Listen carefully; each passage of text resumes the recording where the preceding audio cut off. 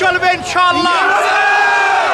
পর্যন্ত এই ফ্যাসিস্ট শেখ হাসিনাকে আমরা বিদায় না করতে পারবো ততদিন পর্যন্ত আমরা রাজপথে থেকে সকল আন্দোলন সংগ্রাম সফল করে আমরা এই দাবি আদায় করে ছাড়বো।